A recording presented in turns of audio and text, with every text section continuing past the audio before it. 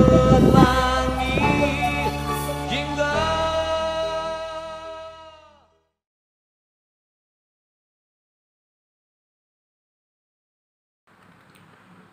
Assalamualaikum warahmatullahi wabarakatuh. Alhamdulillah wa syukurillah. Salam jumpa anak-anak. Semoga kalian semua tetap dalam keadaan sehat lahir dan batin, dan tetap selalu menjaga protokol kesehatan dalam musim pandemi ini, sehingga keadaan kalian tetap fit dan tetap semangat belajar, meski kegiatan belajar kita selama beberapa waktu ini harus terselenggara dalam situasi yang darurat ya. Meski sebenarnya kita lebih senang belajar dalam keadaan langsung, dengan demikian ruang dan gerak kita tidak terbatas. Namun demikian apalah daya, karena keadaan yang memaksa kita untuk belajar seperti ini. Dan saya harapkan kalian tetap bersemangat untuk belajar, meskipun keadaannya kurang tidak seperti kalau kita sedang belajar secara langsung ya. Dan selalu panjatkan doa, semoga kita cepat-cepat nanti kita bisa berinteraksi, kita dapat melaksanakan kegiatan belajar mengajar di dalam kelas, sehingga kita dapat bertatap muka dengan langsung. Oke anak-anak, pada kesempatan kali ini kita memasuki bab 4 kelas 9 semester 1, yaitu tentang memberi tanggapan dengan santun. Namun perlu saya ingatkan bahwa bab ini sangat berkaitan erat dengan bab sebelumnya, yaitu pada bab 2 tentang menyampaikan pidato persuasif.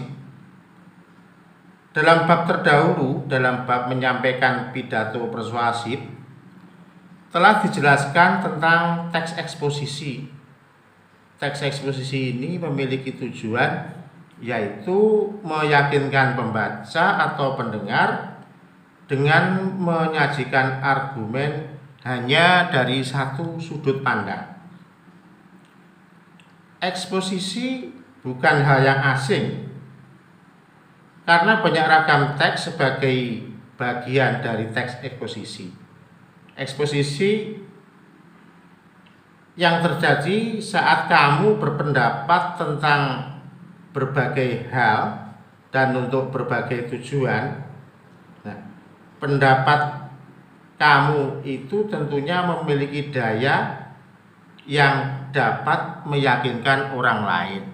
Jadi pendapat bagaimana cara kalian memberi alasan, memberi argumen agar orang lain percaya dengan pendapat yang kalian sampaikan.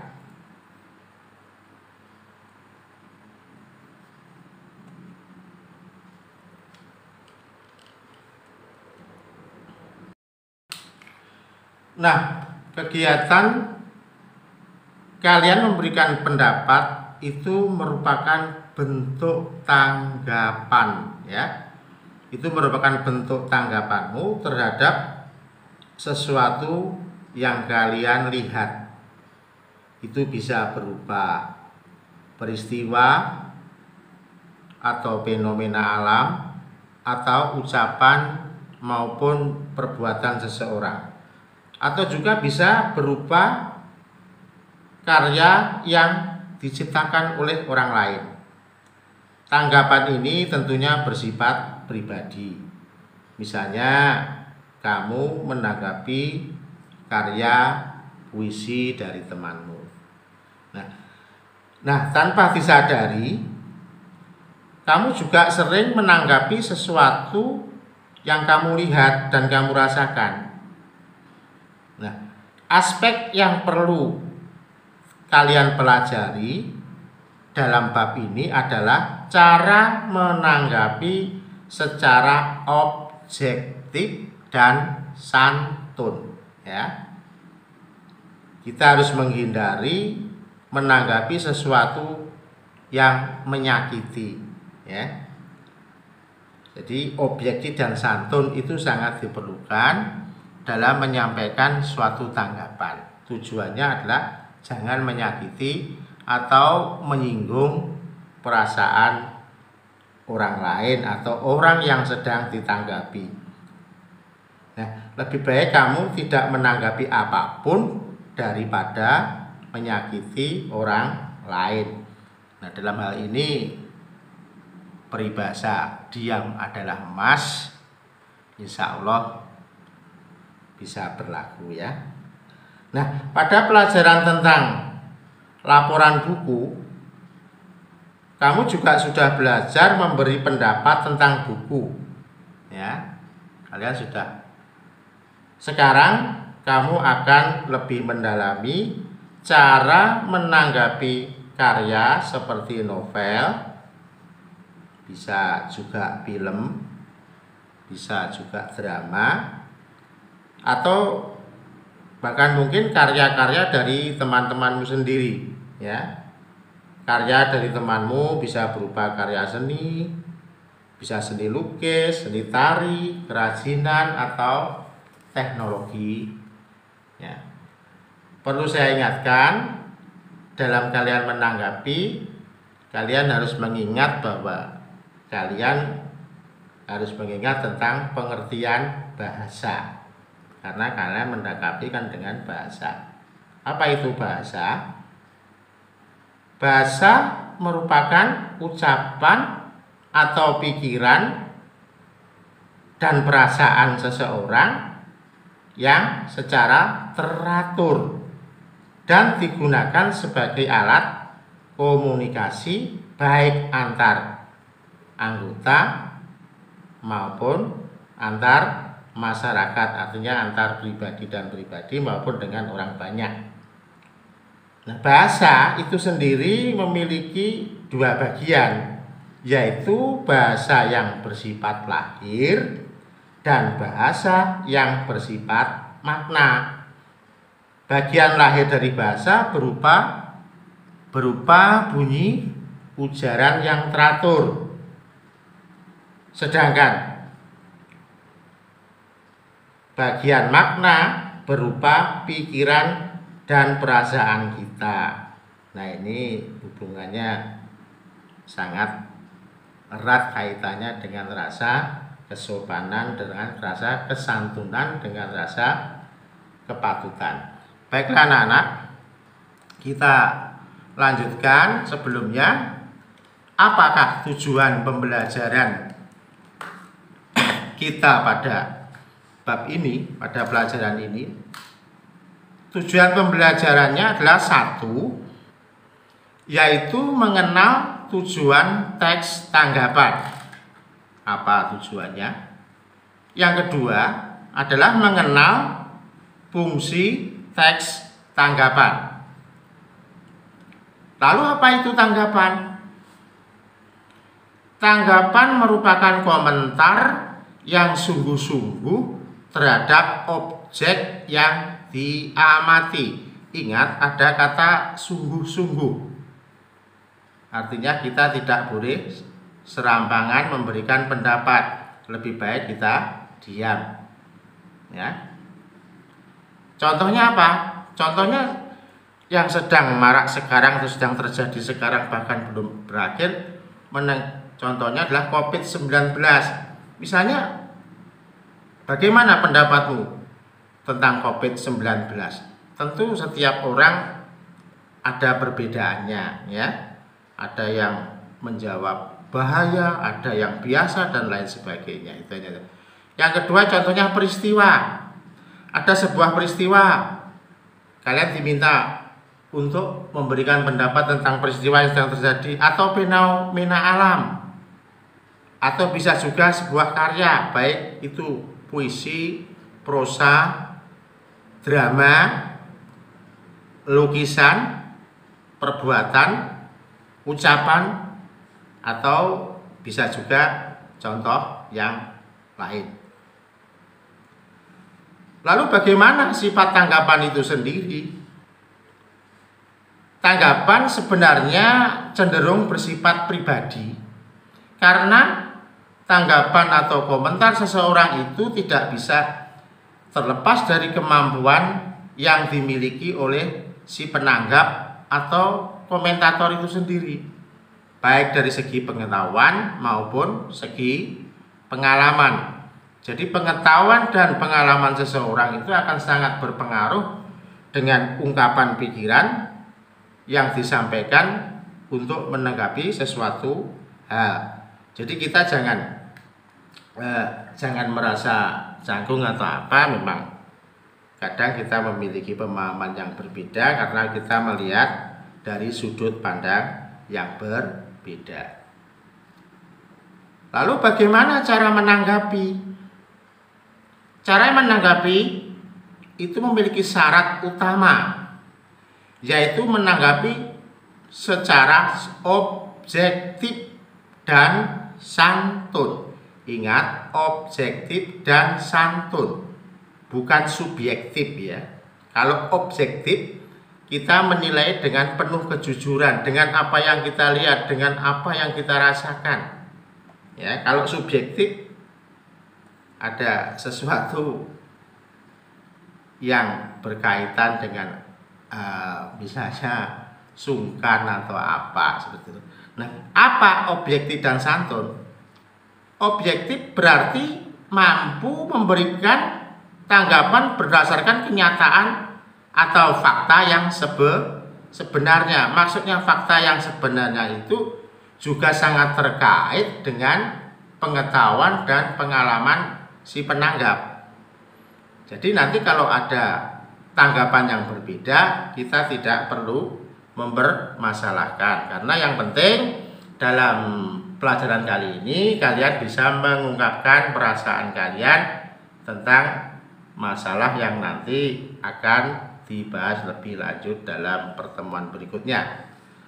Lalu santun itu berarti tanggapan disampaikan dengan sopan tanpa menyinggung perasaan dan mampu menghadirkan nuansa positif, nuansa yang baik, meski sebenarnya yang disampaikan itu kurang baik. Jadi bagaimana kita bisa membungkus sesuatu yang kurang baik menjadi baik, artinya menjadi baik, tidak menyinggung perasaan orang yang sedang ditanggapi tentang hasil karyanya misalnya ya. Meskipun kita tidak setuju dengan sesuatu hal, tapi ya kita jangan menentang. Kita bisa menyampaikan dengan baik. Misalnya kita tidak setuju, kita bisa menyampaikan dengan bahasa apa yang Anda sampaikan itu sebenarnya sudah baik, hanya saja. Itu hanya contoh. Nanti pada pertemuan selanjutnya akan kita bahas. Nah, dari penjelasan singkat tersebut dapat disimpulkan bahwa tujuan tanggapan adalah memberi apresiasi terhadap bentuk karya maupun peristiwa yang terjadi. Lalu fungsi teks tanggapan itu sendiri apa? Fungsi teks tanggapan adalah untuk mengetahui kelebihan dan kekurangan sebuah karya atau peristiwa yang terjadi. Ingat, kelebihan dan kekurangan itu menurut pendapat seseorang.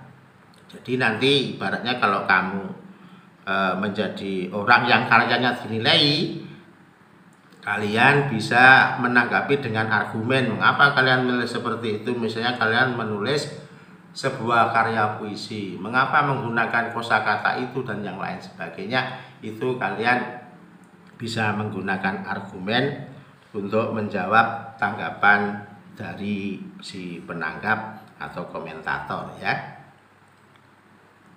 Nah, ini adalah sebuah contoh teks tanggapan. kalian bisa membaca pada paket bahasa Indonesia kelas 9 halaman 89. Contoh teks tanggapan, sebuah karya seni tinggi dari sang pelukis Maestro Affandi melukiskan sebuah pemandangan atau alam perkebunan cengkeh. Area perkebunan berbukit tampak terlukis apa adanya dari alam. Untuk menghidupkan suasana pada lukisan, dihadirkannya figur manusia sebagai objek pendukung. Tetapi inti dari lukisan yang menunjukkan adanya aktivitas kehidupan yang menyatu dengan alam. Ekspresi goresan khas Affandi terlihat unik yang menjadikan lukisan ini istimewa. Seperti pada kebanyakan lukisan Affandi yang selalu menempatkan matahari sebagai bagian dari objek utama, tetapi dalam lukisan ini penampakan matahari tampak unik, seolah sang pelukis mengambil perspektif posisi di balik matahari. Tampak dalam lukisan matahari tidak di balik bukit, tetapi di atas bukit dan menutupi bukit. Keunikan ini mungkin hanya dimiliki Affandi sebagai cara sudut pandang dia dalam berekspresi, di mana kualitas imajinasinya sebagai seorang pelukis maestro ternama. Nah, ini adalah contoh teks tanggapan yang ditulis oleh penulis, di mana teks ini menanggapi tentang lukisan Maestro Affandi sang pelukis. Kalian nanti bisa juga membuat seperti ini ya. Jadi tentu saja dengan bahasa yang berbeda dengan bahasa kalian sendiri. Ini adalah contoh teks tanggapan. Jadi tidak terlalu banyak ya. Hanya 2 alinea saja. Oke, kita lanjutkan.